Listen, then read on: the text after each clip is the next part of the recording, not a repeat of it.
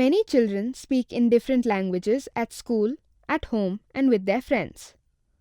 This video series aims to help educators understand how different languages shape our understanding of a place, a group of people, and the individual child. How formal and everyday use of different languages shape children's confidence to express themselves. How the way we teach shapes children's language skills and spontaneous use of different languages. How a whole school must work together when a child's natural language of comfort is different from the school language. This is a self-learning video series. It is organized into 4 modules. Each module is made up of 4 units, covering specific themes related to multilingualism. In the second unit of the multilingual classroom, we will cover code switching as an intentional teaching strategy, translanguaging, activities for active engagement, and why draft writing is useful for language learning. As you work through this module, consider what can be done differently to ensure that children's language encounters in class are positive and engaging. Teachers who explain in one or more languages in class are practicing high-quality teaching. The belief that multilingual instruction is a lower form of teaching is a false belief. Translanguaging is desirable. Code switching does not have to be allowed in every class. Thoughtful lesson planning ensures active engagement. Role play, a story session, inquiry-based activities, and dialogue-based concept teaching can all reduce the time when children are passive in class.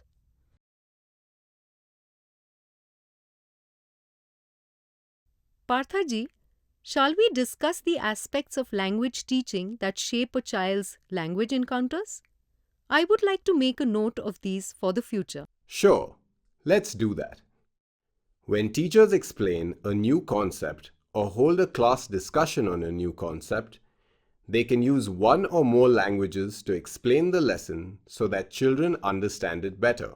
Since they are role models for children, this will encourage children to express themselves in class in the language they are most comfortable in. I agree with you. If teachers explain using multiple languages, children feel more confident to discuss and clarify their doubts in the languages they are comfortable in. The conversations can then be for deepening comprehension without the barriers of not being fluent in one set language. Teachers can help children understand that it is desirable to be fluent in both their home and school languages by encouraging children to practice both languages in selected activities in school. As role models, we can demonstrate why it is desirable to be fluent in more than one language. And very fluent in the school language. We can do this by encouraging children to read materials in both local and school languages. Have you come across the concept of child-authored books? Child-authored books. What a lovely activity and so engaging. We could allow children to write as they think and support them at points of struggle. Teachers could help children with the spelling of a nice word or the sentence grammar to express a good idea.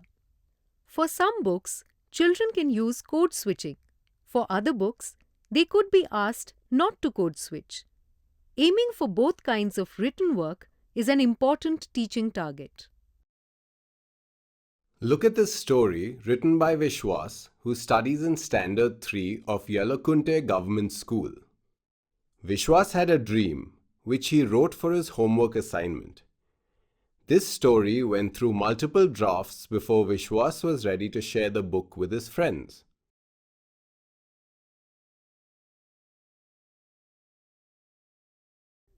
We could supply keywords to help with the writing process. A multilingual child could be asked to find the equivalent words in the other languages that they know. Sometimes we make assumptions on behalf of children. In my practice teaching class, I had planned that children could make a draft story which included words from their home languages, but the final assignment had to be written in the school language. The supervising teacher felt that young children would not be able to understand such complicated instructions. I was asked to only focus on the school language. I decided to demonstrate what I wanted the children to do. And the children responded well to my plan. One child told me a story using words from their home language, and I supplied the words they needed.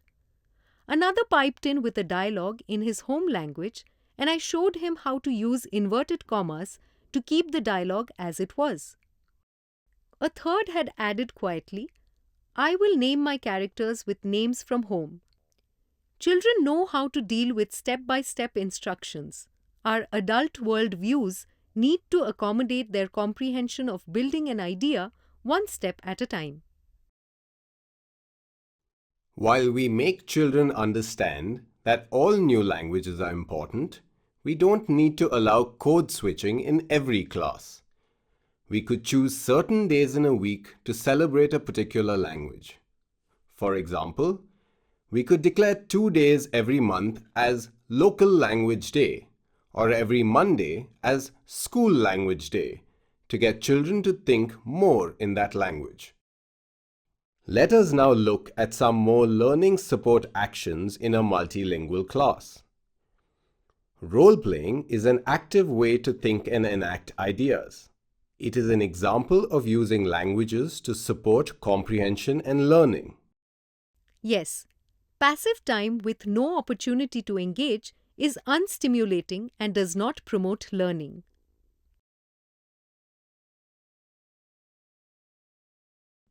Storytelling and retelling help show that the rich traditions in children's cultures and language systems are important.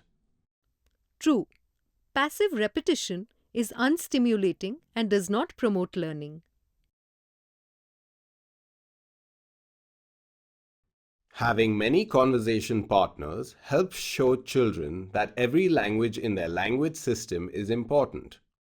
Inviting community experts to school is an excellent way to expand children's connections with the world around the school and listening to knowledgeable people who may, however, not be fluent in the school language. In this module, we reflected on what can be done differently to ensure that children's language encounters in class are positive and engaging. Teachers who explain in one or more languages in class are practicing high-quality teaching. The belief that multilingual instruction is a lower form of teaching is a false belief. Translanguaging is desirable. Code switching does not have to be allowed in every class. Thoughtful lesson planning ensures active engagement. Role play, a story session, inquiry-based activities, and dialogue-based concept teaching can all reduce the time when children are passive in class.